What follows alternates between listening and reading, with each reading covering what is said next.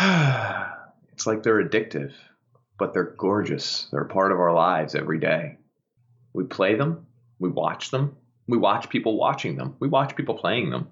Are they art? Are they just fun? We can't stop, folks. Today, we're going to talk a little bit about video games.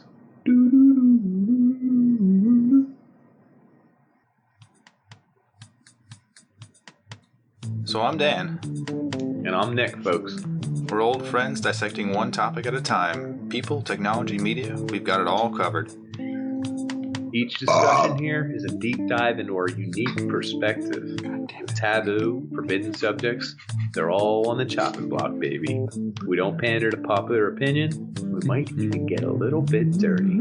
Warning, this podcast may contain mature language and sexual Is the intro still content, playing? and is for infotainment purposes only. So join us. I know a good time. Open up your ear holes, because we're going to fondle your follicles.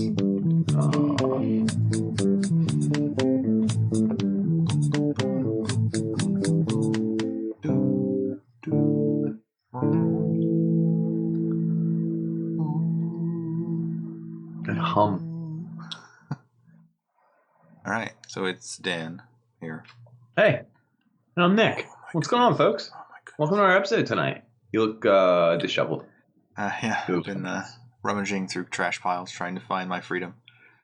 I don't know if it's there, but You found it for 8 more Hope. days, I'd say. hope is the best of things, maybe the greatest. That's from a video game. Yeah. Did they make Shawshank? Shawshank? No, they did. It should be. That's what I was expecting. What was that? Yeah, the way out, a way out. Way Out. Yeah, I was expecting Yeah, that to very be fun. how you have to pass notes through rats It that was- crawl on the. It was too, really just completing a simple task, but you needed 2 people to do it. And I guess because the game relied on internet friendship, which never works out, that they made it as simple and as straightforward as could be. It was too boring. It's The like multiplayer part. It's like if you went to take a shit and your pants were too loose, so you had to hold up your pants with your left hand, and then your friend had to wipe your ass with your right hand. yeah. It's kind of what it was like. It would have been cooler if it was super elaborate and you had to get plans and Yeah. mess with the Multiple guard ways and out. someone else does something. Yeah, that would have been cool. We'll make Or a game just, called Ways Out. And it's really just 2 guys in a car and they're using Waze. Avoiding traffic. Yep, that would be good. I'd watch that. I'd pay to see that. Oh, So we're here to talk about video games, right? yeah. You would think there are entire podcasts. I actually am a guest on a show where that's all he does is video games. It's getting old. You're gonna run out of material, dude. What the farticom? You're over. It's done. You ran your course. But it's surprising to me. I don't think we've done many episodes on games. I think we purposely try to avoid it because there's so many podcasts out there that cover video games. There's so many. Yeah, there are. Could you name one? Probably not. No. What's that? Like Yahtzee? You know Yahtzee?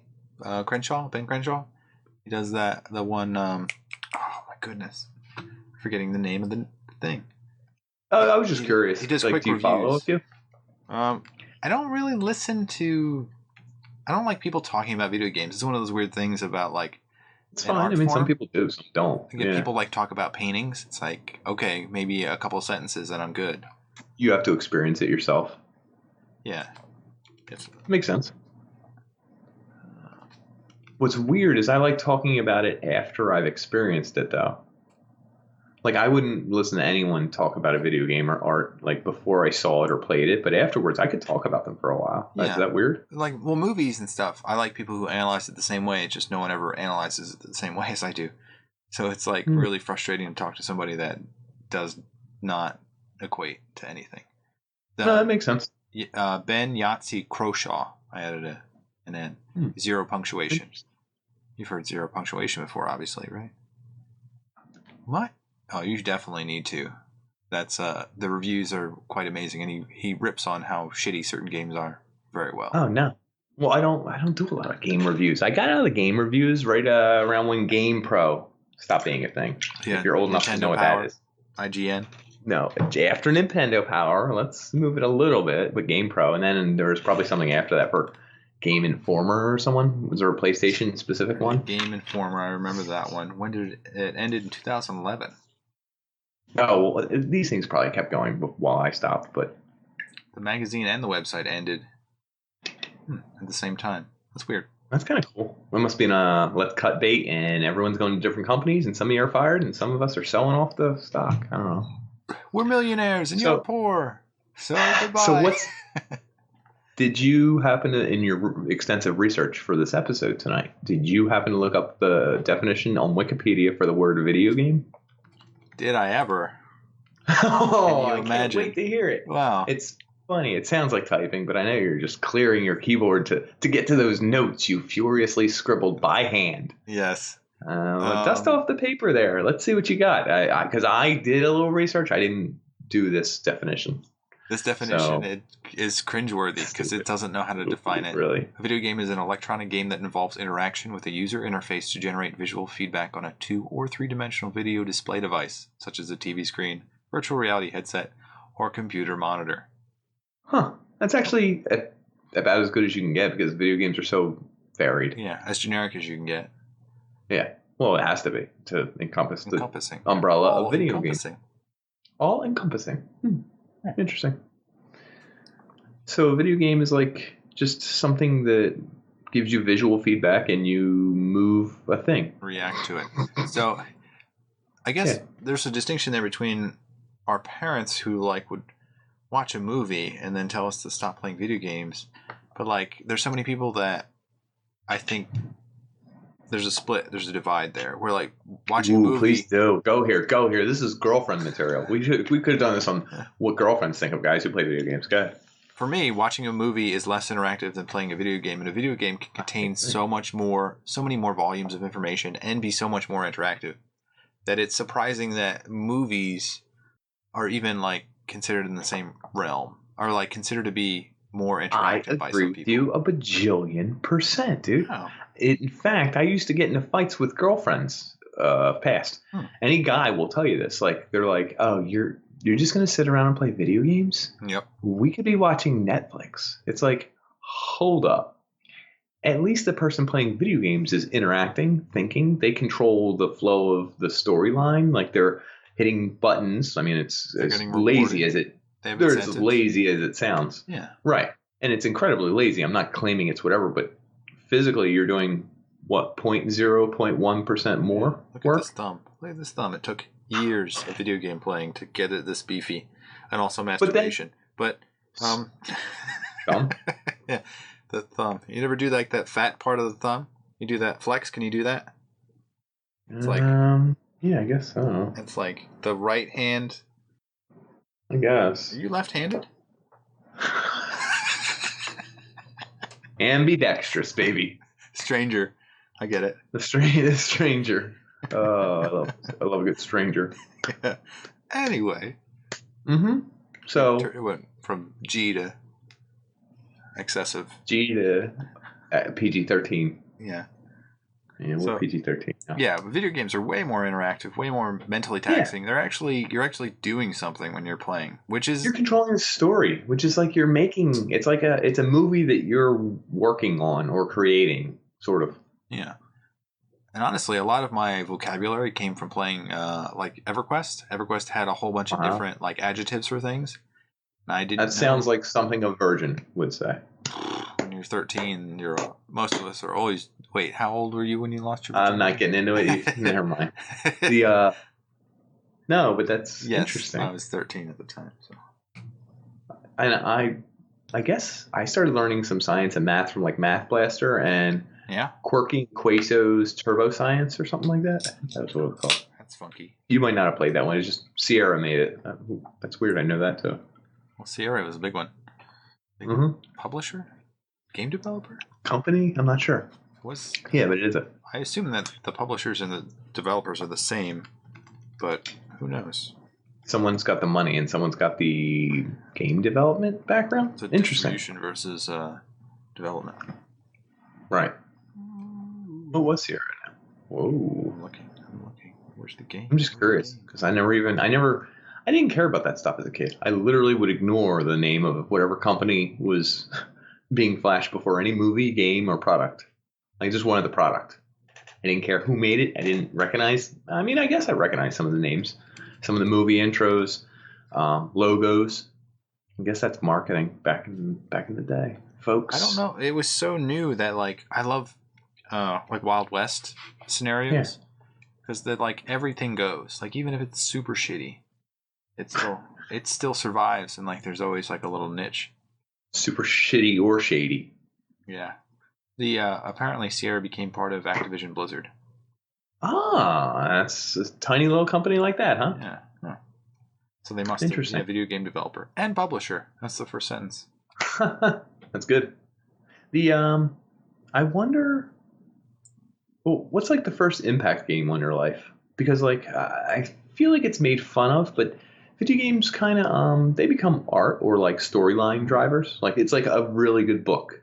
You can equate a video game to a really good book. It sounds ridiculous, but yeah, 100%. I'm thinking the first ones I played, obviously Mario. Like the Mario, that didn't change your life storyline wise. No. I'm talking like something Dr. that either Mario had shocked you. Dr. Mario. Yeah, I was really shocked when Dr. Mario. Yeah. No, probably Zelda. The first game that like. Okay. Zelda was enough depth to make it so that like it was a challenge. There was lore. Yeah, and there's lore and there's a world attached to it, and you worked so hard to get something. Maybe I don't know. And it was punishing. That and like Battletoads Double Dragon. It's like learning defeat because no one's ever beaten that game except your one friend in back when you were little. I feel like you've told me the story. Oh no! There's a guy, Brian Garr. He's a famous comedian. Yeah. He live streamed himself beating it, and it took him like years of training just to do it on a game that no one plays anymore to do. Yeah. Do you know what it was? It's the jetpack level where you get on your jet ski and it goes super fast, and then you got to jump over some left, right over others. You can't do it by visual. At some point. No. Oh my God, no! You have to memorize it at some point because it just starts coming in waves and you're flying around. You just hit one thing and you're dead. So. Yes, it's insane. Yeah, it is brutal, and that teaches you something about the way the world really works. You fucking assholes. Well, how about the games like the arcade games that were all the same, like the X-Men game, the Simpsons game? The Turtles like a Paperboy kind of like going down the street. Yeah, you go down the street and you fight, and you have so much health, and you beat people up, and you have a special attack and a jump usually. Mm-hmm. What's crazy is all those games, they taught you something. Like you would bond with strangers, and like you'd be like, "I'm out of quarters. Oh no, I'm out of quarters." Someone would either lend you a quarter, or you'd have to find your mom or something when like you'd be coming back, and you'd meet with the same guys, and you could beat that game if you consistently played and dropped like $14 into that dumb son of a bitch. See, I was secretly waiting for you to die in the corner because I wanted everyone to stop playing so that I could play alone. I was that kid. That's interesting. Yeah. You were wearing a hoodie and it was just covered up. Yeah. And you were like, I like the dark. I love the dark. The 12-year-old. I knew you just say it like that. Yeah. The Matrix. Welcome to the Matrix. The dark, like my soul. But those games, they could literally be the same game but skinned differently, which didn't, I don't believe happened, but maybe it did. Who knows? Maybe it did, dude. I'm telling you, because you remember the Simpsons one? It was very popular, but it was very similar. Just maybe a different skin is. Probably the Turtles game with a different skin. Yeah. The Turtles game. Oh, I love. Good memories. But moving forward, games started doing something weird where they became graphically better. You know, the Segas and the Super Nintendos. Yeah. I feel like Donkey Kong Country had some kind of character to it because it was like. You could go to levels. You're freeing people. There's something more to that one than just. There's something you can feel in your body when you're playing that game. That it's like it's a level of addictive that's very strange. Like when you're playing it, you're no longer like in the real world. Like you are somehow inside of the world they created. Art design becomes important. I guess I've never thought about that till right now. But art design, like that's definitely a unique design that wasn't done before. It looked more 3D. Like it looked better than it really was. I think they had a couple layers. Like you had like the foreground, the background, and then like the midground. And then that was like I think so. It just fucks with your mind. As a It's been like 10 years old when I played that. I don't know. That's interesting. I wish we had done some more research. Huh. But these games, there's like another step. I used to play, and it probably because I wanted to be a dolphin in grade school, but like Echo the Dolphin. 10. I was 10. Yeah, good call. Wow. Go country. Good eye. But like Echo the Dolphin and stuff like that, like I actually felt sad when he was talking to the other dolphins and like they weren't at home, and that game had music that was like symphony done music and Isn't stuff. that kind of like open world? You just swim around. Yeah, and you would find other dolphins and they were trapped and there was someone in time, and like it always made my heart feel really like open and sad in a weird way, like not a happy sad, like a What's like the world abysmal? is never right. Yeah, like the world will never be perfect. feel There's good. always going to be fucked up stuff, and that's just life. And I think I got that from a video game about dolphins. Like, if anyone told you that happened to me, they'd be like, "Yeah, that sounds about right for him." But Echo most the people, Dolphin's gonna like come to your work and say, "This is how it was not. This is how it is." Are you fucking kidding me? I can't feed my kids. I don't know. Sorry, Echo, but your time here is over. Your time here's over. You've been terminated. Yeah, and you just like dump them into a shredder and then feast into them a tuna boat, and it's just not safe. Yeah. Not dolphin safe tuna. Oh, good joke there. Just toss him into a net. Yeah. I feel The, like I'm trapped, and he's like. And then maybe the first game that had like made me shocked or something was like Metal Gear Solid. I don't know. Silent Hill. I feel like maybe? it's pretty big. Ooh, Silent Hill was nuts. They fuck with you intentionally with the volume and like static. It's a meta game. Yeah, that game was fucked up, and I'll tell you why.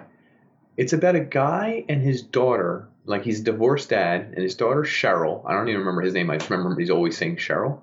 And you go to this town, and there's weird fog everywhere. You can't see anything, which, by the way, was not because they thought it would be creepy. It's because they didn't want to put all the money into the graphics. Yeah. They, like, literally were like, let's not make the draw ratio too far out. The draw distances will be, like, 8 feet in front of your character, which cut back on their usage of, like, RAM or whatever. I don't know. But you don't have to, makes it plausible because the video game requires more than you can do. So in this game, your daughter disappears, and the whole town you're in, you hear a really loud siren. Mm-hmm. What? Render distance. Oh, render distance. Thank you. Yes. But you would hear a loud siren go off, and then the world would turn into hell world, and your character was like, "Oh, my daughter is missing," and you had to look for your daughter, and that's probably the scariest thing in the world, because if a world turned into hell world, there's no way in hell I'm staying and saving her. No way. Unless it's my goddamn like 6-year-old daughter. It's like the only thing that could get you to stay at that place. That's like BioShock using the little girl, daddies. No, Big Daddies. What's her name? What are the little girls? Big Daddies and Little Sisters. Mm-hmm. BioShock. That's one of the ones where have you played that through? I didn't beat it. Did you get into it though? I just I'm like probably 2 hours in. Like welcome to the circus of values. Like there's such it's a weird old school future vibe. I do dig that kind of stuff. It's like old school, but it's also futuristic, but it's also playing like steampunk ragdoll theme while you're like blasting away splicers. Yeah, there's something it's unique. I do enjoy it so much. And that's once you stop though, it's tough to get back into it. Like I stopped 5 weeks ago. I have it probably. Yeah, it's because you have to. You realize that the game requires more of you than you can give, and to truly escape into games like that, you need to play them for like a couple hours at a time at least. Yeah, I agree with that. So you get into them. Yeah. So you absorb the world, and you start getting. There's humor points too that you have to pick up on. You wouldn't pick up on them just real quick in passing. It's almost like a trope in a book or a movie, like we kind of touched on. Yeah, and you like there's an escapism factor that you're doing a disservice to the game if you're not escaping into it. Like you're missing the art style, you're not absorbing it all. I feel like you and I get to that point now at our age, where it's like I agree. If we had more time, it would be way more engaging. Certain games, 100%. Like I do, like just because you Good. I do this with Bioshock. I definitely did it. Like I would disappear and like I'd feel like I was actually under the sea in like this madman's castle, whatever you call it. And then the music would get to me, and like even like securing rooms and stuff. They had like you could set up the cameras to protect you, and you could set up traps and like little turrets. So like all that stuff was like it makes you feel more secure. Like even in like the darkest, dingiest area, it's like you could hear like the ding ding ding ding ding ding ding, like you'd know that like someone was coming, and you'd hear them like hit every tripwire like, and then like you'd hear like all these things firing at them. It's I miss games that allow you to be like in your own little cocoon, your little bubble. I'm sure they still exist, but like you said, time. We can't invest in all these games. There's also so many games out now. Yeah, it's ridiculous. Did you ever play BioShock 2? Yes, I played every BioShock. Did you? What about the one the one that was like off the cuff? It was kind of weird. Yeah, Sky. That one. Like they had like a robotic Lincoln. Yeah, and there's rails in the sky you could go on. Or not as engaging for me. Okay, but it was pretty good. There's some humor there that was like a colonial feel. Let me get. I never played that one. It's just playing the original the quote unquote original BioShocks, which is based off of System Shock. Like the System Shock was the first precursor to BioShock. Yeah, I never played System Shock, and I can literally picture the album art for that game, like the eyes and the electric things. Yeah. Well, was that essentially the same idea? What was it? Same creator, same developer? They were learning how to develop BioShock essentially. The physics. Yeah. One night there was like a 2-hour documentary on them making it, and like the amount of stuff that they talk about that they didn't add, or like how they didn't know what direction they were going into.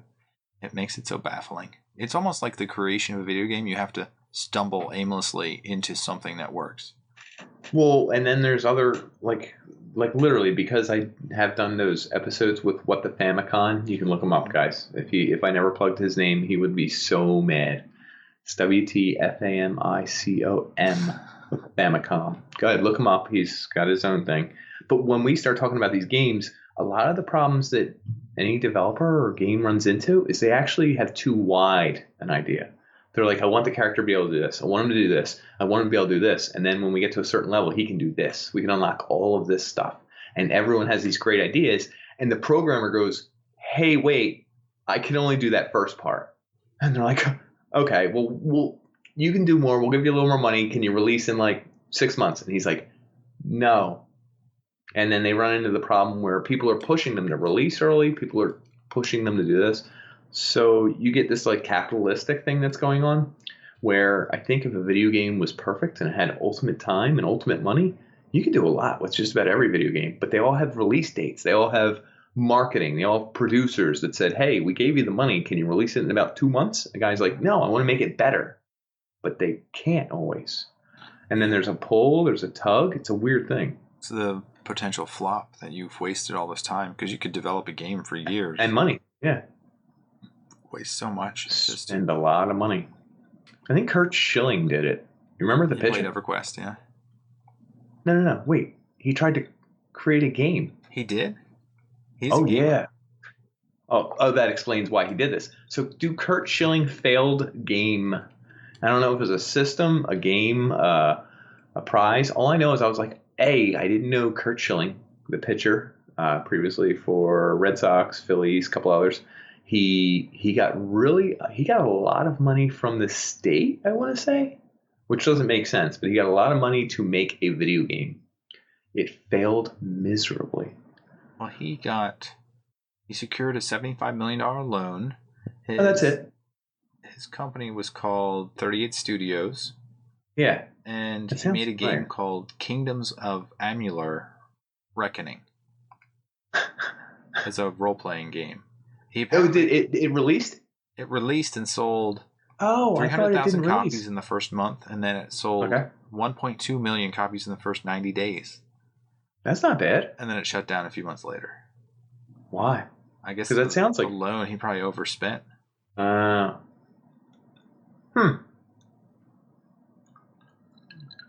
Just reading it. I apologize. I didn't even think he released it. I thought it went belly up before him. Yeah, they went bankrupt. I guess they overspent. And then I guess they so. also had a bunch of people's money tied into it that were like National Baseball. Okay. And they apparently like the backing was not secured well enough. That'll happen. So what I was getting at there, though, is just that a game can be as perfect as it wants to be storyboard wise. Maybe you have the best story ever, but you have a shitty company backing it, or the wrong programmers making the controls for it, or the wrong people doing graphic design. Like a video game. Somebody's a dick and tired of working on it. It ruins it. Or what? If they like, if you get like an asshole or like antisocial programmer that like is going in their own way, doing their own thing, like you need to integrate the whole team together so that they're working together to build something. If there is one guy that doesn't work, like you can't work around him. No, you can't, because you need that implement for your game. I mean, can you be like, well, we'll just skip on the graphics, or well, we don't need good controls, but this happens in games, I assume, right? I mean, you come across this all the time where games like you're like, it was so good, it just sucked to control, or the graphics were so shitty. Load times were ridiculous. Did you ever play a game back like around like age 12? There was a game where like you could, it was really simple and really stupid. Like you were like flying helicopters around, and like for some reason the controls were so awful that you would always crash. Like the difficulty was all in like trying to fly a helicopter with a shitty control. And like you're trying to like fly through these rings. Like I don't know what that was. It's like it's so generic and so weird. It was 3D, correct? Yes. Like you have to go up, down, left, and right. Yeah. This sounds really familiar, and it was really, really, really, really, really hard. I think it was on. This does sound so familiar. That was a prime example of the ones that like the controls are so awkward, and like the way you move is so terrible. Non-intuitive. It was bad. Like ruins the game. Yeah, it destroys the game. So it doesn't matter how great it was graphically, et cetera, et cetera. Yeah, just every piece has to click. Curt Schilling. Like can't win. Pilot Wings. Pilot Wings. I don't recognize the name, but I feel like I know the game. Did you come across games that were so good? I mean, we're talking about games that always are missing an element or something. Did you come across games that were so good it literally like maybe changed your life? Not like in a I graduated from school. Thank you, Half-Life 2. Like, you know what I mean? Like, but Half-Life 2, by the way, is one of the best games I've ever played. Or like a Tribes. So that you that's always a talk social about element of Tribes. Like Tribes is like they call it skiing. Like it's a way you would like move through an environment so that you would maximize your momentum and then like launch yourself off a mountain. And it was all team based. So like the whole thing was creating a tribe of people that would play together. And then that formulated my whole like aspect of leadership, because like I was like a secondary leader in that, and that sounds stupid to say, and that's something I put on my like high school application, I think. Like I'm a leader. I think I did like National Honor Society. You have to like write a sentence about like how you're a leader. Like that's what I wrote about. Like I was a leader on my tribe clan. Damn, they should have known back then. They should have fired me. They should have. And yeah, there's some pieces of that like even as like a 14-year-old kid, I was still leading pretty well. It's like that little piece. It allows you to experience things without any negative feedback. Because like really, you can just turn it off if someone's like, "Hey, you suck," and then like, or you can like boot them from your clan or something. So like video games allow that separation of anxiety and allow you to play in physics and leadership and different skills that you might not do. So it's like, in a way, it's the playground for kids who weren't good at the playground? Yeah. Well, I mean, that is stereotypical who you see as like. I know. Well, I'm saying, but you could also be good at the playground and do that stuff at the playground. I'm not saying you aren't. Yeah. I'm just saying if you weren't, you could experience all the same things, leadership roles, the push and pull, the social aspects. You could experience them not in the playground. You could experience them in a game. Mm-hmm. That's StarCraft. Yeah. Did you ever stay Zorich late? Rush? Yeah. Parties? I was always too mad at StarCraft. Oh, I had definitely played that with like 2 of our friends. You Trav can drop some Dan. names. I don't care. Did you? They Is would that come who over, played? and Oh, then that's get so on cool. the network, and we battle 3 people versus computer. Wait, that's kind of badass. So how did that always pan out? Was everyone always one class, or like was there a certain attack scheme? Like was someone a rusher, or was someone like building? I'm just curious. I feel like you were a builder. I'm definitely a builder. I like to secure my Yeah, like area. just building up, securing that area, just investing in your resources. That's what you were doing. Yeah, I could see it. I'd make the maps so that, like, that's again like part of my like architecting of things. I'd make the maps so that you could pick a location and then defend from it. And like the whole thing was that like one of us would be in that location and the other 2 would have to like they'd be like Terran or something else, so they'd lift off and like come and then we'd. Wait, so what were you? I like Terran because of the tanks, like the way the tanks would like, or the Protoss. Yeah. Zorich were worthless. I could see you being Protoss. Yeah, Zerg not for defense. Too much Definitely work not for to defense. rebuild stuff because they can't defend themselves. Yeah, no. They're all about rushes. Yeah, and going around the map and doing, and also the noises, like the noises. You'd hear that noise, like, oh god, whose job is it to? Yeah. That's funny. Was one of you better than the others or anything? I was just curious. I don't. It's not. I never liked to go against other people, like head to head. Really? It really frustrated me because people would use gimmicks. Shitty, yeah, of course. Oh, well, you got to exploit what you can exploit, dude. That's part of the game. with the same unit over and over again, and then once I hit a certain point, if I haven't defeated you, I'm going to hit you with the other unit. It's like the end game unit. Yeah. Yeah, it's bullshit. It is. It always frustrated me. So, what game did we always play in our high school computer lab? Oh, Team Fortress. Did we? Yeah, dude. That's the first time I ever played a real LAN game. So what was it? Counter-Strike had that skin or not skin? I guess that mode or whatever. Team Fortress, where you could be an engineer, a medic, a spy, or whatever. I never played. First time I ever played a game that had classes and was a multiplayer game. That's like literally what any multiplayer game ever now. But it was in our computer lab and it was like super high speed and like no lag and it was awesome. I do remember our computer lab being like ultra high tech. Yeah. Well, because it was all connected. It was all really well done. It was like paid for. That bad boy was humming. You know, they had like the IT director, which had his office like right next to the computer lab. Like he must have had the sweetest gig ever because like he had like a little like office by himself, a dim room, and team to do all this shit. Yeah, and once it's done, like what do? You just monitor the system in a high school. Like how much difficulty like are you gonna have? I don't know, dude. I feel like I was always just downloading essays or like looking up like borderline porn or like just. I feel like I was pushing the envelope at all times, like downloading CDs at school because it was easier because of the internet connection. It's like things that were illegal. Yeah, exactly. They were illegal, but like more frowned upon than illegal. So I feel like he could have maybe had to take care of that, but maybe he did. Yeah. Whatever. I don't think anybody monitored the internet back then. No. It was the Wild West. The Napster thing kind of had its fallout like maybe mid-college, so we had a good 4 years of like free Wild West, free reign. I love the Wild West. Kazaa. Yeah, LimeWire. LimeWire, yeah. All them shareware PvPs, baby. Yeah, I don't know what they're doing now, but most of them are probably dead. Probably. So let's go back to video games real quick, just in the light of how about emotional connections? Final Fantasy VII came out in like '99. Is this the one where the girl gets killed? Yeah, I was really upset, dude. I've heard about people crying about this game, and I've never played. I didn't cry, but it counts up.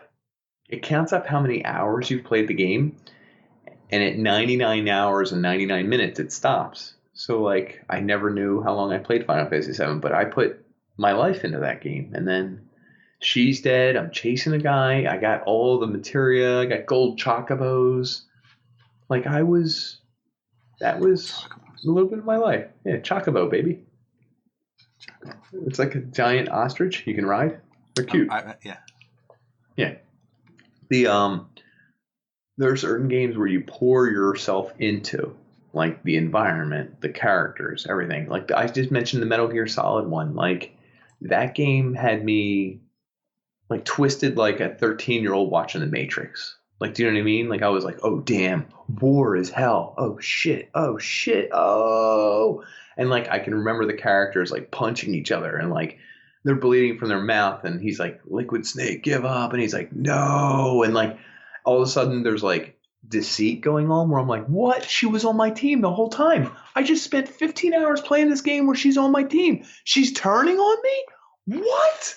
Like, it was the first time you could get that from a game that was like, it tricked me almost, or it like made me, it made me feel, what's the word? I don't know. It's like a higher level of art. But it's like emotional you don't connection. So like the same thing happened to me with Phantasy Star. Have you ever played that one? I think I played Phantasy Star when Final Fantasy was out, and Phantasy Star did the same thing where you played for literally probably like 30 something hours. Like you get 30 something hours in, you have all the characters you want, you built them the way you want, and then there's nothing you can do to save one of the characters' lives, and they die, and you're just crushed, and you're just like, I built this team from like they don't come back.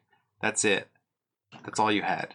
Don't you feel like you want to keep playing for vengeance? Isn't that weird to say that about a video game? You're like, I gotta keep playing. Wasn't that the whole point of Final Fantasy?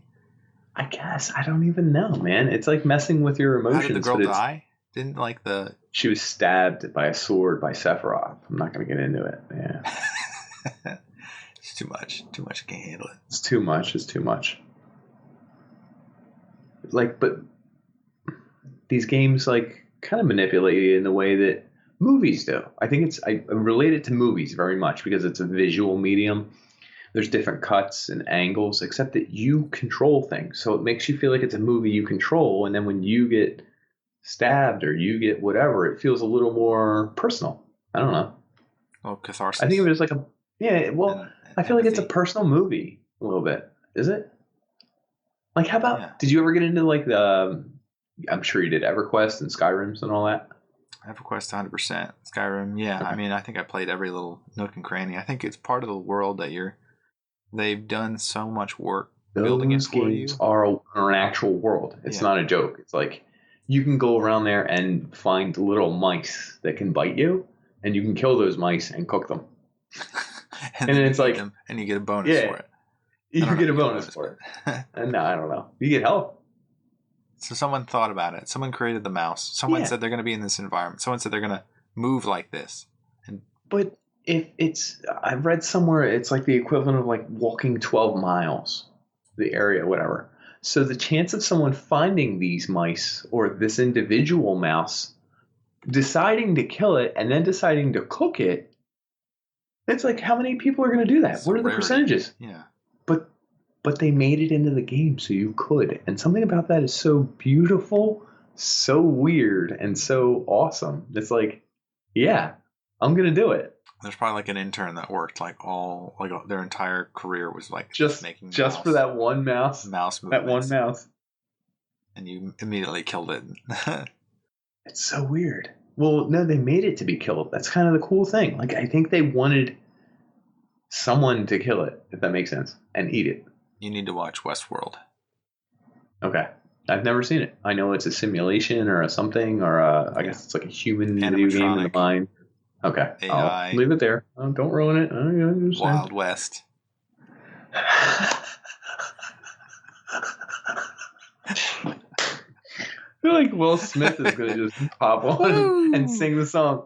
Woo! Wild West. Desperado.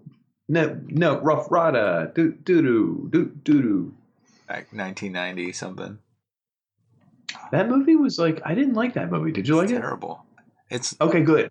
I thought it was supposed to be good at the time, and I was like, I just don't get it. It's weird. It's like steampunk. It's like something off-putting about it. That's like if you were to watch a movie and then like zoom in 2 times on the screen, like you don't know, like there's periphery there that should be there, and it makes you uncomfortable because you should see more. Weird. What are you talking about? Is this an effect? A mental I feel like thing? It's like the staging of Wild Wild West. Like there's things. Oh, you're speaking of this movie specifically. Yeah. Oh. There's something unnerving about it. Maybe it's like the natural zoom or like something about the way it's staged that makes you feel maybe they had to do that for budget reasons too.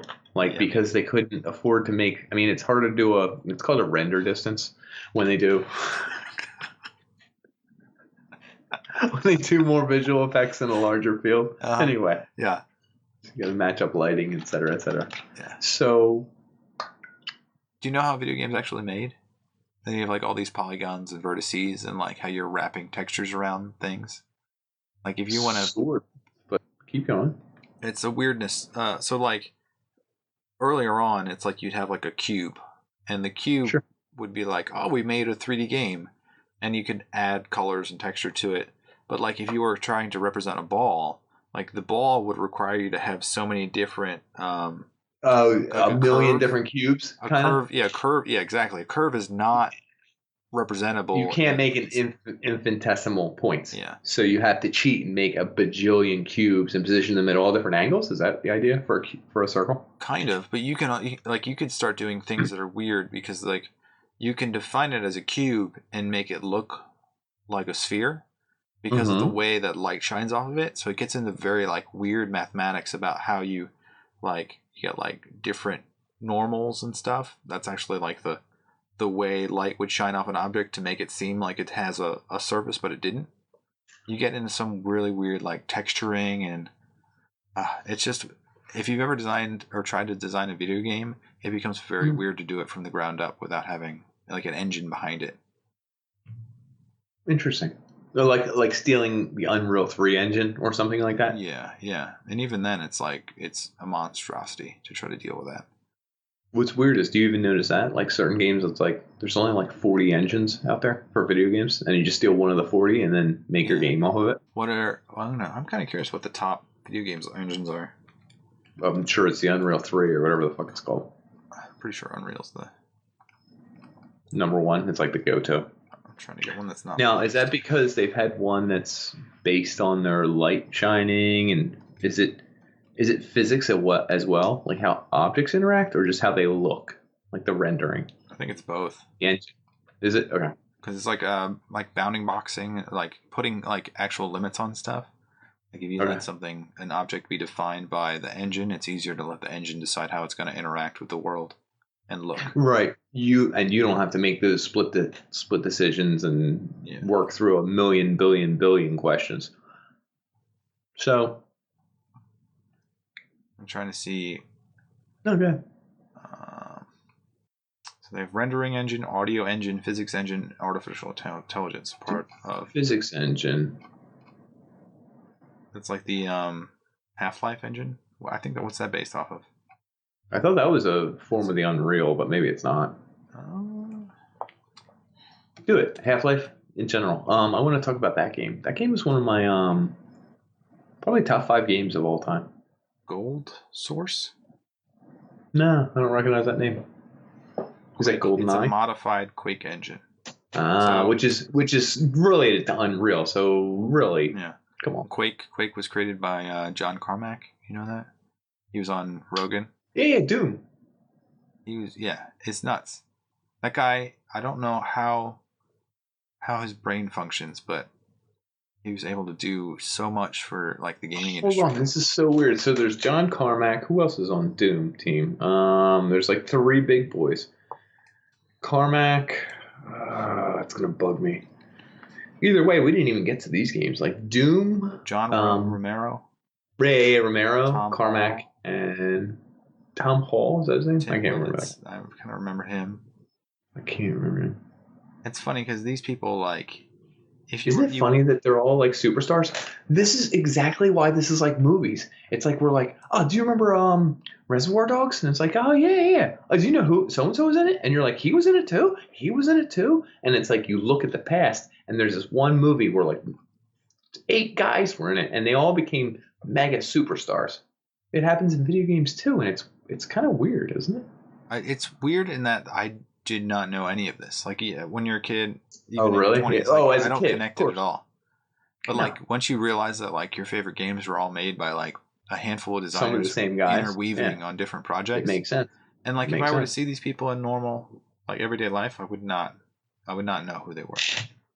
It's also like this in music, though. Don't you realize back in the past that you're like, oh my God, so-and-so collaborated with so-and-so for a project? And you're like, oh my God, they did this with whatchamacall? Oh my God, this song had so-and-so?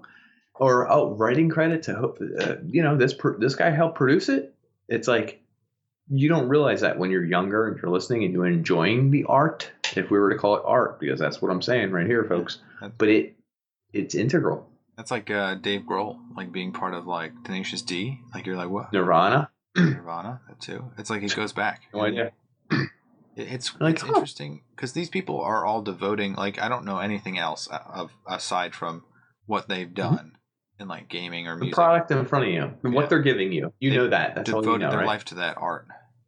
And I don't think I could do that. Like I don't know that I could go all in on like I'm gonna make a video game and hopefully it turns out for the best and then turns into something like this might be like one of those like cases of survivor's bias. Or like you're looking at these people that are still successful. Maybe there's so many people out there that are not successful, or they're in the grinder, or they're not going to work out. But they're giving their life for it. Isn't that weird? Yeah, I agree. Here's something we'll get into. Have you ever had a game that like messed you up, or like was like legitimately like made you like warps your mind? It's Katamari. Yeah. That game was nuts. It's like wait. Did you notice you could see his package every time there was a loading screen? Yeah, and it like jiggle a little bit. You see it jiggle? I just in general, there was no need for the art to be that graphic. And I was always like, come on. I feel like it's a kid's game, but I feel like it's an adult game, and I feel like it's somewhere in between. That was a really cool game. But that warps your mind. Like the way you interact with the world, you start to think of things in the way... Micro level, and then a macro level. And then rolling over with a giant ball. And rolling over them with a giant ball. How about like super extreme violent games? I mean, I know we didn't get into this, but there's games where I think it was called Manhunt.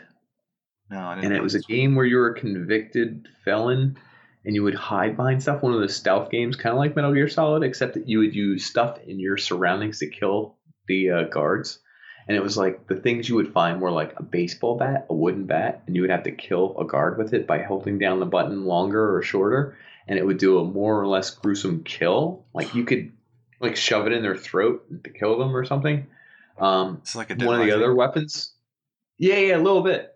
One of the other items was like a plastic bag, and you would shove it over their head and suffocate them while you punch them or something. Like this stuff was literally the most violent thing they could think of for a game in the darkest world they could. And I don't know that it made me want to be a school shooter or anything like that, but it is a bit dark. But then again, we go back to movies. I've seen movies that are far darker. Far darker. I don't know. I always thought that was like an expression of something that like maybe you wanted to experience but not necessarily do. So, like, I'm sure there are people out there that are influenced by it and they decide that they want to do something because they saw that. But they're like, probably already what if they make like rape games? Like, are people going to play that? And is that like okay? Like, I don't know. I'm like, oh, Jesus. I don't know how. you're like, I don't think I would. I don't want to buy a rape game. You're like, I wouldn't want to have it in my possession. Like, imagine someone. Like if anybody ever found your house and opens your CD case and they're like, "You have the rape game?" That's worse. And you're like, a porno. Oh, I didn't realize that was there. Huh, that's weird. It says that you have 32 hours long. Oh, someone must have started it and paused it for 32 hours straight. Yeah. There are lines in video games. I don't know what they are, and I'm not here to censor people and tell them what it is, but like I don't know, man. There's like stuff that gets too far. Nope. So we're going to talk about this. Okay. There's a line being drawn, and in the past you could have a game, a shooter that was like in a school, like maybe not have kids in it, but like they would put certain settings that are now completely taboo because of. I think Doom or Wolfenstein had a skin where you could go in a school. Yeah, I believe. There was like some outrage about it because it was just like too realistic for people. And keep in mind, it's a 2D sprites everywhere. It looks like garbage. Like it looks way worse than any like 3D Call of Duty 5 we have now. It's like super graphical and super good and super polygon and super good blood spray and everything else. So that, like, I put it like this.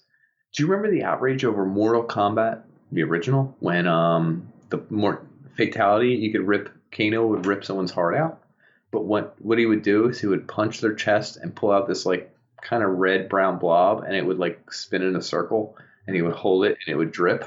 But it A didn't look like a heart. B was horrible graphically. It was like 8-bit, and like moms everywhere were freaking out that kids were gonna start ripping hearts out. I look at it now and I'm like, it's a joke. No one friggin' cares. Eat your heart out? Is that what it's called? Kano? No, rip your heart out. Mortal Kombat 1. Make sure it's 1. Oh yeah, this is so shitty. So exactly. Like at the time, people were like, kids are going to start ripping each other's hearts out. People are going to start freaking out because at the time that was graphically as good as a video game could be. You look at it now and you're like, that's literally shit. Yeah. I just see a red blob spinning in a circle. This isn't scary. It's not making me be violent. Like, can you imagine being incensed to violence by that video you just saw? No, not at all. It's so corny. It's so awful. But is that like kind of with the times? Like, do you think the graphics we're looking at now will look like shit in 10 years and we'll be like VR? Like if people are training in VR to load guns and fire them and track people down, like have you played a VR yet? No, I've never played a VR actually because I think it's still in the early phases. I'm not ready to like waste money on something that looks kind of cool but not really. It's kind of cartoony. I played one where it was there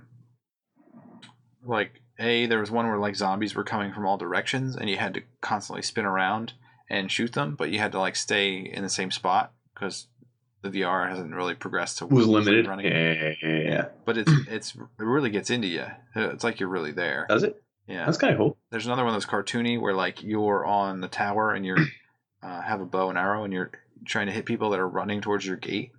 So you're constantly shooting. Is this the stick figure guys? Yeah. I think so. Yeah, that's actually a good company. Whoever makes that, Orange Box. It might be. Maybe. They make good stuff.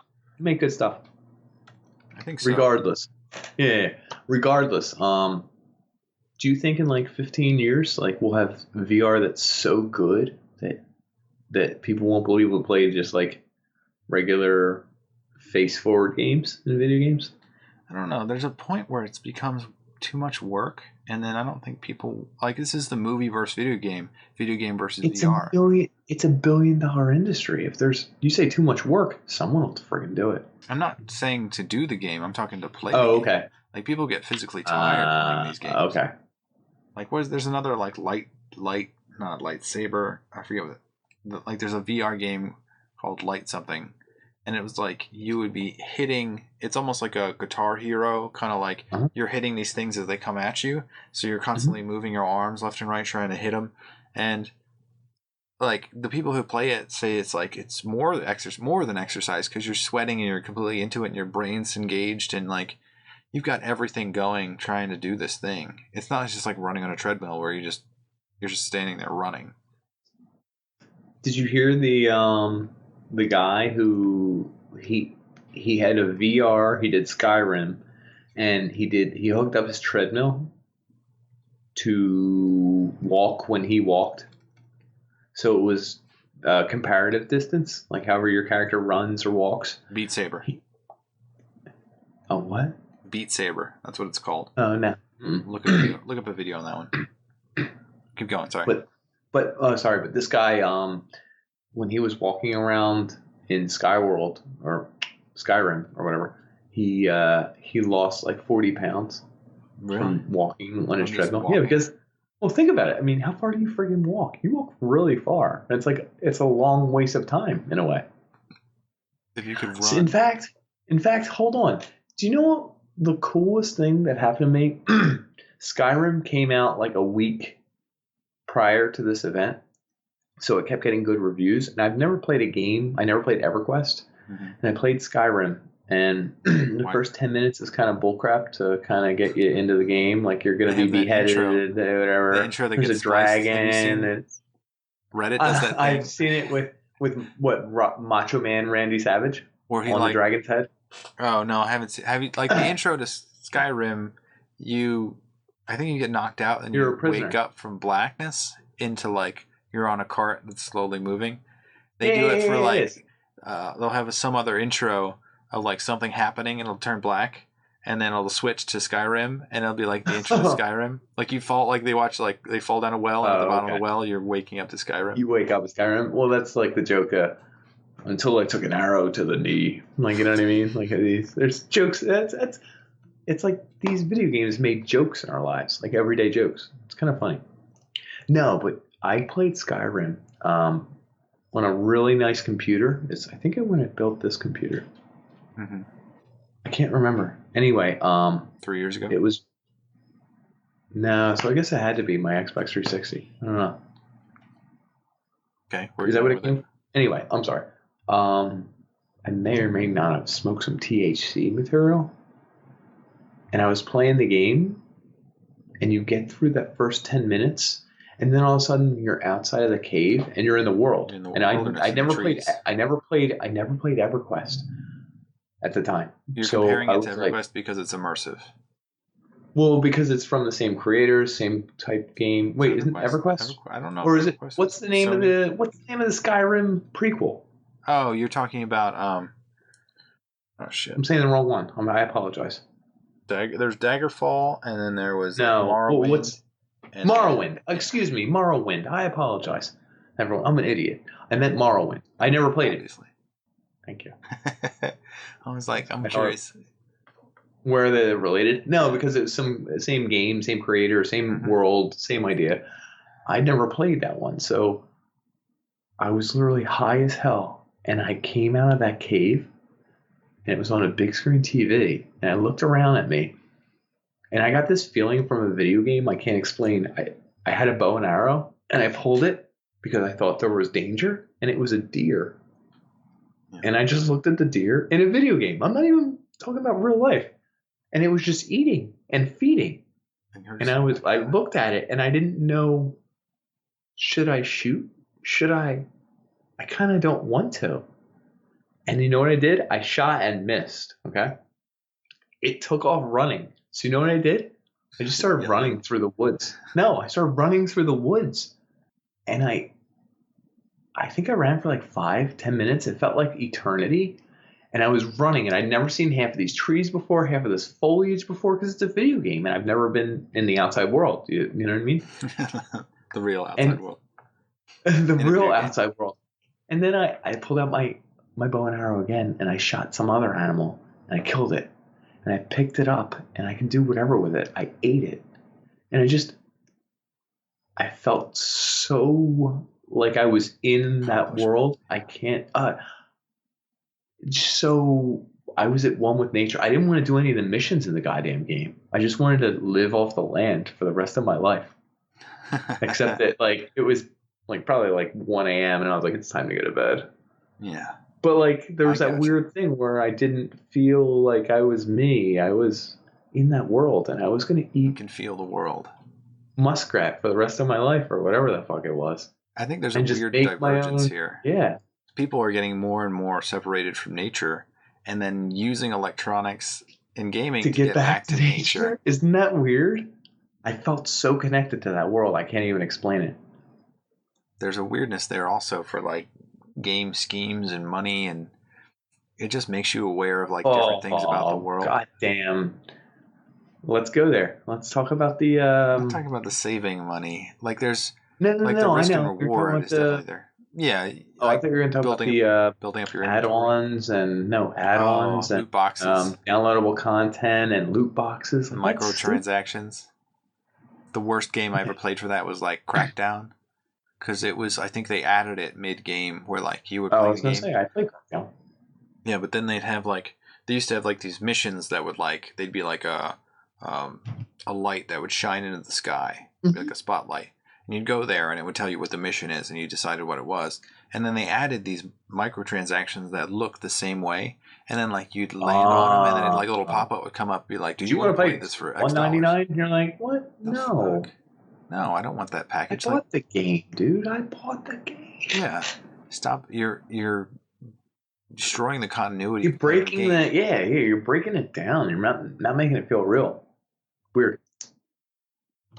Where are we going to go with video games here? I was going to go round it up. I was going to go teaching things that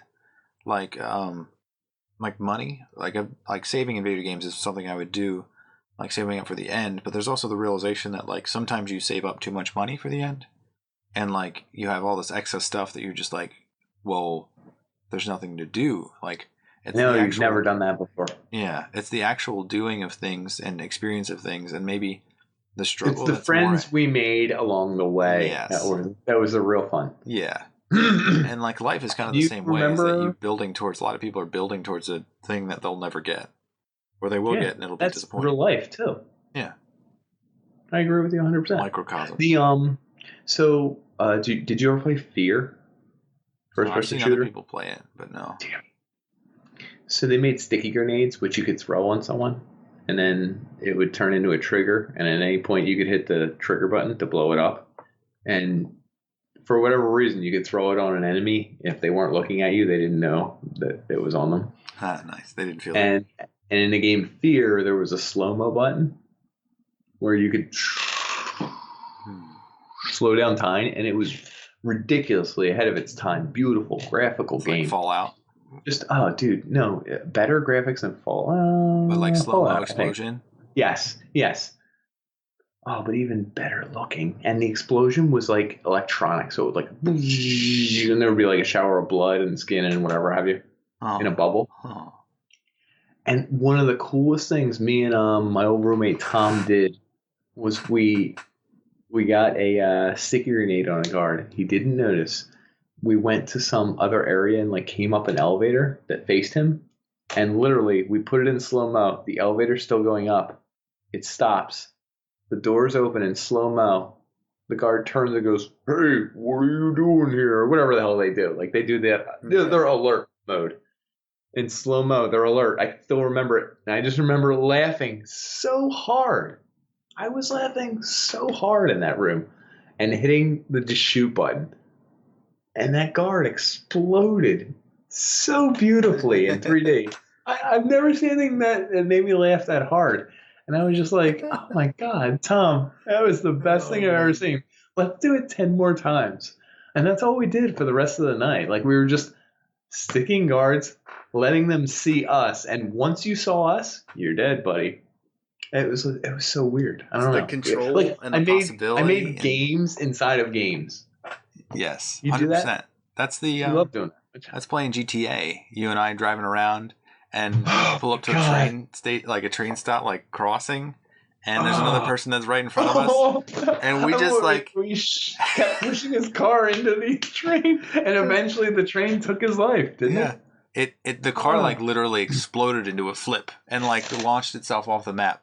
But it was hilarious because we both like standard procedure is just like pull up and wait. And like you're just like, and he just like took off and rammed him in there. Shoved him into it. Yeah, it's all about the random things you do within a game. So, one thing me and what the Famicom did in GTA 5, in the same way that me and you played it, we got sticky grenades. We stuck them all over a fire engine. Okay, that's the master. We got it's part of it. We got a cargo bob, which was like the helicopter that had the hooks at the bottom. Oh yeah. And we picked up said fire truck covered in explosives. Okay, we're playing multiplayer. You love this. So much. Oh my God, this is one of my favorite memories. I still remember his name. It was like Taco Fart or Taco 441 or Taco Fart 1, whatever his name is. If he's watching, shout out. One of us got into the fire engine. So you're in the driving wheel for the fire engine. You're not controlling it because it's just being suspended in the air, but it's for effect.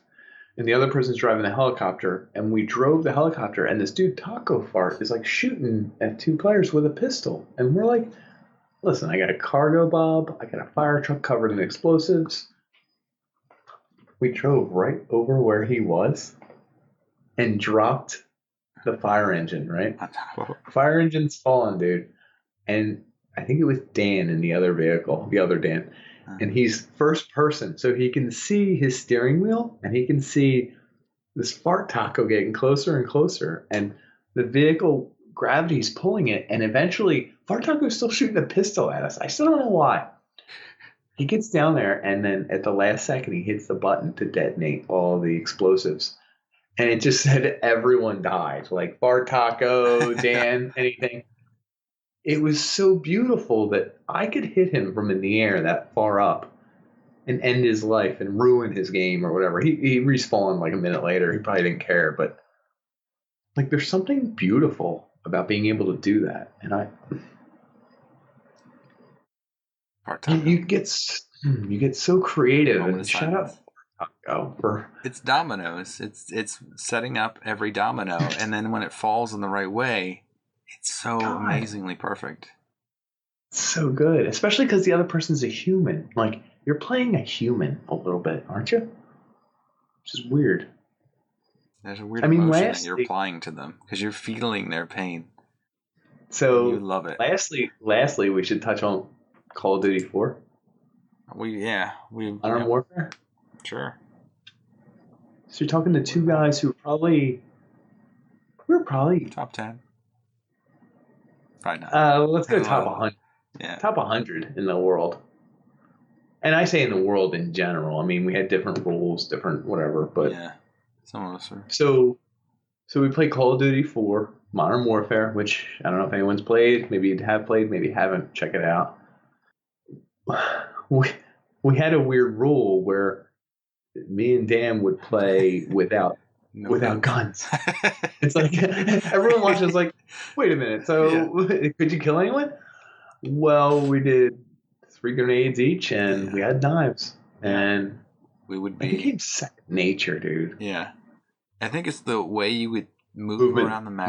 The way you would move. It's so different than trying to use a gun that like people didn't know what to expect, and then like the people would like a weird distance aim at you and down, look at their barrel, trying to figure out where you are, trying to shoot you. Move in the like meantime, kind of like Bobby while zigzag. they're doing that, oh yeah, dude, I could probably still move perfectly for that game.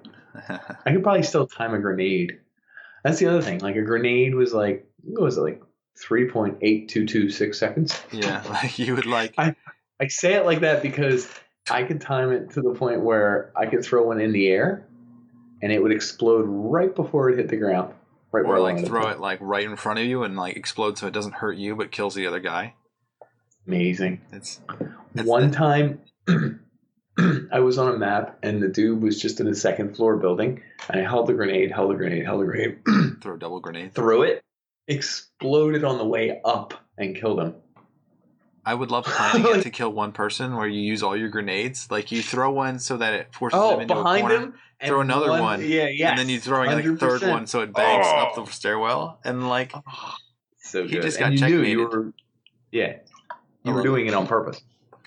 We got to the point where we'd be in a room with someone where there's maybe a car, them, and someone else, and they have their gun out. They got an SMG, they got the AK, they got whatever. They're firing at us. They're full on firing at us, and because we had a rule where we wouldn't use guns, we would be sprinting, ducking, diving, weaving, sliding, and then counting bullets, waiting till reload, and then sprinting out and then lunging at them. And we had the perfect distance for the stab. And a stab's a one-hit kill. Yeah. So I could stab someone from they felt like 10 feet away, which is a little unfair, but that's the way the game was built, man. Yeah. I wonder how that looked. Like the engine must have been built so like the way we moved, it probably took advantage of like the way lag was and like how it must be like drawing us not in the right spot, and we knew how to game that enough to take advantage of other people.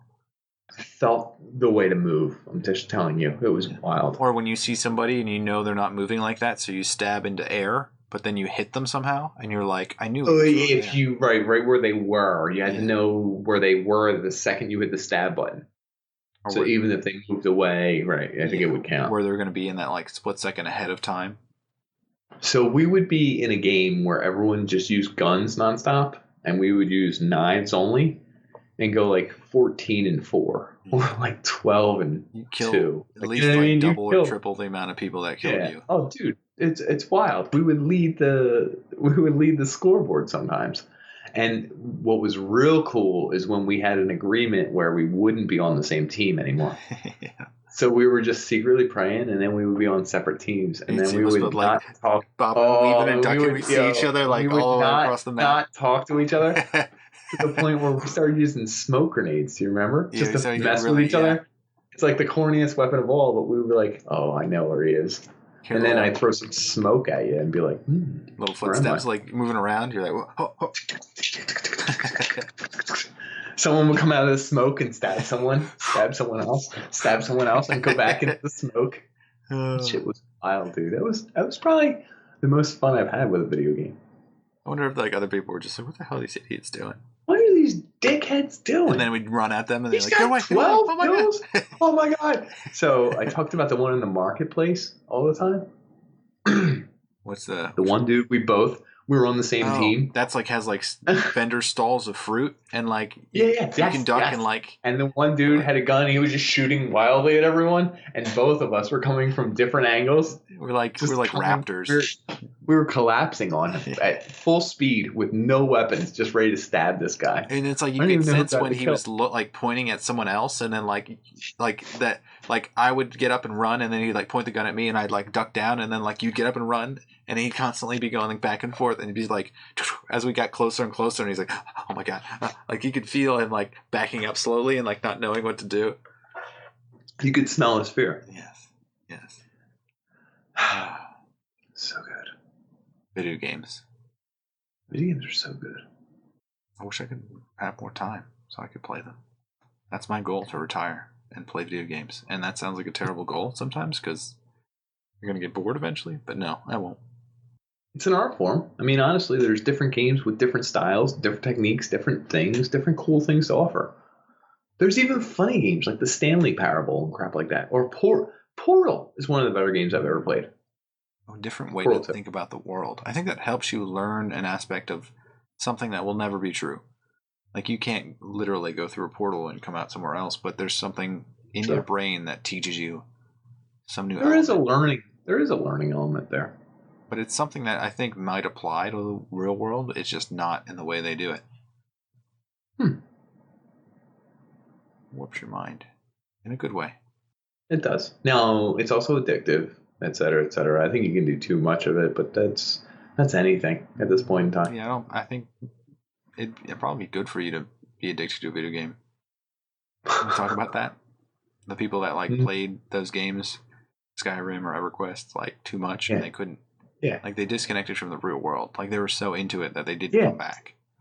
Yeah, they were like 3 years removed and like full bearded and fat, and you were like, "Are you okay?" And they were like, "What day is it?" And you're like, "Wednesday." And they're like, "No, what day of the year?" My buddy had a roommate in college, and I felt so sorry for him. His roommate sat in a chair in front of his computer. Wheel ruts? Yeah, it's where the ruts of the chair from him moving back and forth had like worn away the carpet, and it stunk in there because I guess he didn't shower. And he had pizza and Coke cans. So the soda cans, he would just like place them on top of one another until they fell over, and then he wouldn't pick them up. So like the cans were just a waterfall off of the desk, and the pizza boxes were all stacked on the other side. And I guess he was so into playing the games that he didn't realize that he should be playing real life just a little bit. Just go outside and try. Like, I feel like those people already have some sort of disorder, and it's just manifesting in a game. No, you're right. The video game didn't start that. Didn't help it. Yeah, but I kind of like. I understand that. Like, there's games that I wanna, like, I wanted to play, even when like I was little. I'd get so into games that I want to just keep playing them, and I never shirked my responsibilities, like doing my schoolwork. Or like shirked. I like that. Good use of shirk. I'm glad we got shirk in here. Or even like friends, if they wanted to go play hockey or do something else, like if they asked me to do that, I would do that over the video game. Because I think there's that makes sense. No, you want to do real life stuff. Yeah. But there's something there with the having other people around. Like my parents always used to say that, like I was alone playing video games, and like you should go do something social. But video games became so social that they're actually the default method of talking to people, I think, now for some people. Yeah, that is weird how that's happened. It's become the social aspect. Mm-hmm. That's a whole nother episode where we talk about what's social and what's not anymore. It's like what's real, what's fake. Meeting people in real life. Yeah. Well, it's like what social media platform is real and what isn't fake. We have a special guest on that a week ago. Anyway, when we get there. Is that going to happen? I don't know, anytime soon? Did you get a response? I don't know. I actually contacted an individual. They didn't get back to me. So interesting. Oh, no. They broke up with us. We're broke up. Anyway, folks, play video games. I think they're awesome. Real quick, can you give me your top like 3 or 4 or 5 video games? Let me see. Break it down however you want. I'll just do it by the amount of time I played. You can do. Okay, go ahead. Call of Duty 4. I played that a shit ton. These are different phases of my life too. Bioshock and EverQuest. Put that much time in it? Ah. Yeah. That's why you were so mad that I made the EverQuest joke. Yeah. When I really meant Morrowind. Excuse me. But... Yeah. Skyrim, and then probably like Star Wars Galaxies. Have you ever played that one? No, I've never played any of the Star Wars, but I think I might get into the new one. It's releasing in like a few months. Star Wars. It's like essentially The Last Jedi, but it's not called that. It's called like I forget. But it looked really cool. I might get into it this time. That and Minecraft. Throw Minecraft out there. Nice. My kid wants it desperately. Nice. I keep telling him he has to get 2 smiley faces 3 days in a row or something. Something ridiculous that he'll never get. But he just got 1 in a row today. I like. He's excited. He said, like, yeah. Daddy, if I get one more. Daddy, if I get one more. Yeah, he's starting that. And I'm like, shit. And it's not the cost. I keep being like, it's really expensive, kid. I don't know if I can get it. It's not the cost. It's just, I'm afraid he'll like it so much that he'll disconnect from the real world. You know what I mean? I can't wait until my kids want something that I secretly want too. So like, my kids want to play like Minecraft. I'm like, come on, get that. You better get that. Like, I'll be like, I'll turn on them. And I also wonder, like, if you. So, like... You start to like it less. I play video games with my kid all the time, and sometimes there's games that are a little too advanced or scary for him, so I have to play it. I'm getting bored. Yeah. No, I'm getting bored. I'm like, oh, Jesus Christ, kid. Jesus. He's like, do that again. I'm like, okay, I just did it 3 times. I'm like, I don't want him to play because, like, I'm bored to watch him play, but I don't want to do it a 3rd time or whatever. I'm like... What if you had 2 systems set up, like you're both playing at the same time? He suggests that more than anyone. He's like, Dad, we need 2 computers so we can both play. 2, what does he call it? He doesn't call it 2-player. He has a stupidest term for it. Play both same time mode or something. And I'm like, 2-player? And he's like, yeah. Same time. But he says it every time. Same time mode or something. And I'm like, you could just call it 2-player, dude. I can't wait. I'm so excited for when it gets there. It's fun, but wait. But you play certain games so much that you start to hate them and they're boring again. You're like, God damn it, this is my punishment. Now I hate this game. Well, that's the thing that people said. Like, if you play video games and enjoy them, like, you think you'd want to make a video game, but then once you do, it's so repetitive that you were like, probably. Makes sense. My favorites, Half-Life 2 probably changed my life. Maybe it was Half-Life 1. Maybe both, dude. The physics in that were awesome. Gravity gun? Things fall and move and then tumble. No, gravity gun? Yeah. Did you know you could hit the tilde button and change the gravity just at will? What do you mean, change the gravity? You could hit the tilde button and there was a code to change the gravity. Is this the one where like the birds would like fly to the sun or something? Like or the ground. They'd be stuck to the ground if you had the gravity too high. I remember this now, yeah. And then you could shoot them. I was like, this is messed up. Like, they're just flying along and then gravity changes. Just like slam on the ground. You could change the speed at which someone died. So there was a code for when you killed a zombie or whatever, like they would die at regular speed, but they would die at like 1/90th speed.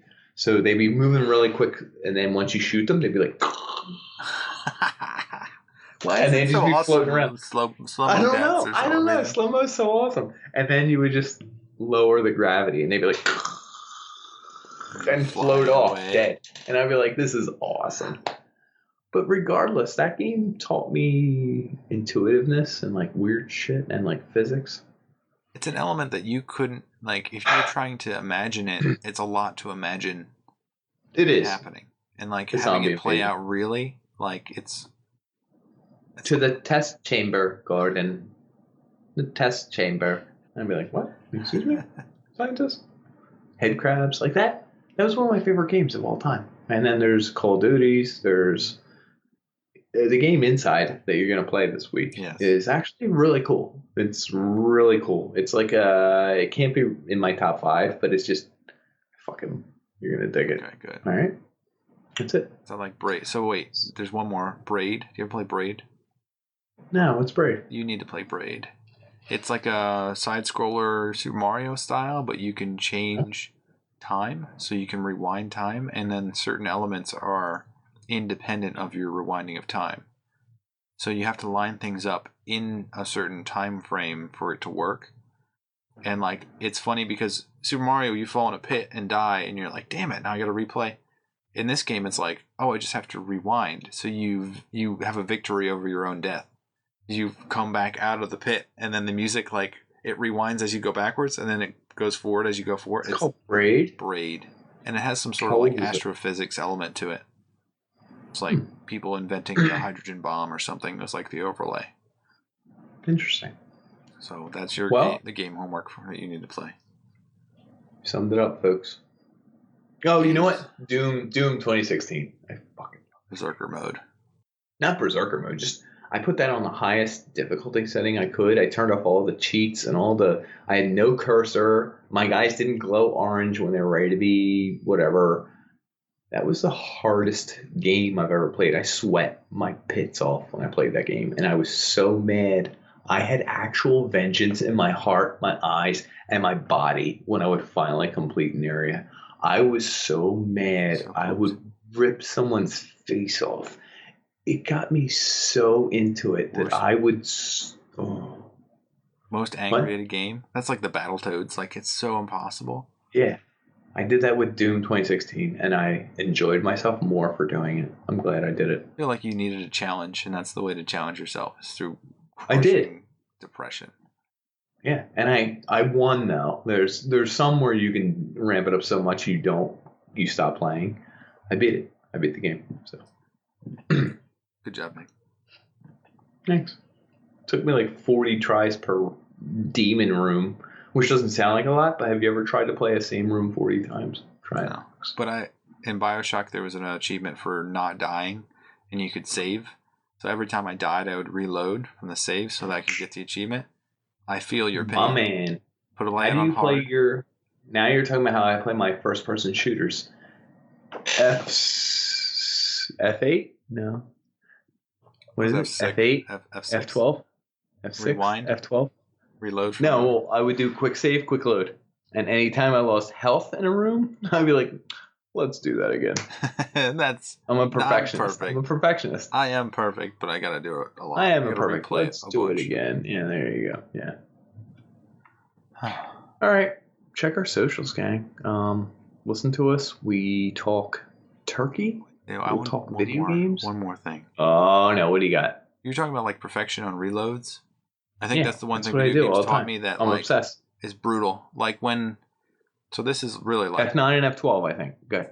Like when you're meeting like women and like dating them and like you say something wrong. You can't F9, F12 you can't, yeah, you can't take back what you say. And like especially like living life and playing it as you're living it. There's certain things you say wrong, and you just have to accept it.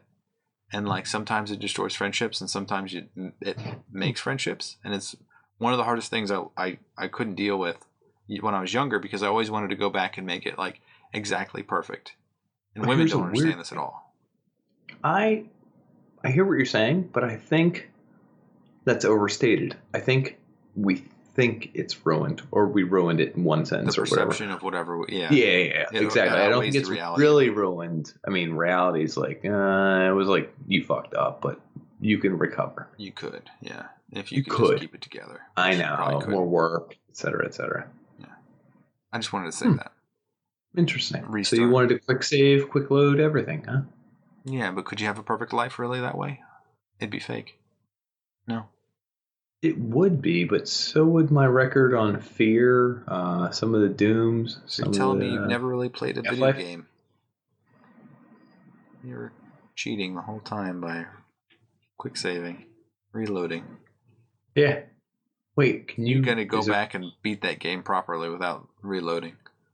No. Do you know why? They would fuck off after an hour, and I'd start over and start screaming at everyone in my family. That's like the original video games where like you would die. You couldn't save. Had I to know. go back. Wait. Just trying Was to there think a back. point where you had a code you could put in that It's proved like how far you were? a Mega Man code. Yeah, that's You what needed it was. certain Mega blocks. Man, baby. It was like a tic-tac-toe or like bingo card. Yeah. Interesting. We've reverted all the way back. Yeah, I just want to full circle it, and then we're good. All right. Thank you for listening. I hope you listened to all of it, every episode we've ever done, because we're on to 100 something, so that's a lot of listening. But somehow, some way, we live for that. Yeah. Did the audience live through that too?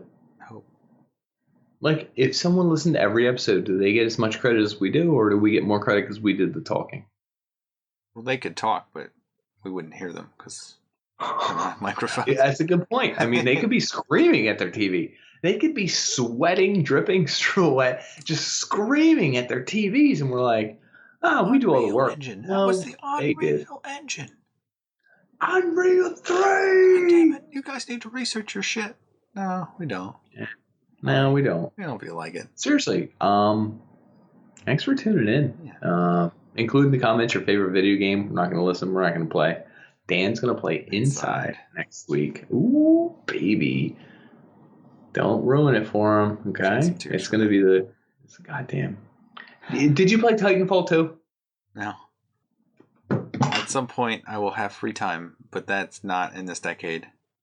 Titanfall 2 is a good game. For people who are younger than us, your 30s are filled with time that you cannot use for yourself. No, it's literally a time swamp. Yeah. You're swapping with everyone else to try to get some time, and they come back to you and say, Nick, you can I have did this sex for easier, X hours. But there's a cost for that too. Don't do it. And you kind of lose motivation. Everything has a cost. Don't do anything. The only thing you should do is donate to the Patreon. Yeah. You know what I'm saying? That has a real cost. That click is boom, boom, positive for us. We're gonna we're thinking of releasing some secret episodes. It's not official yet, but if you donate to the Patreon, we'll let you know if we do. Yeah. Thanks for listening and watching. We like you, folks. We like you a lot.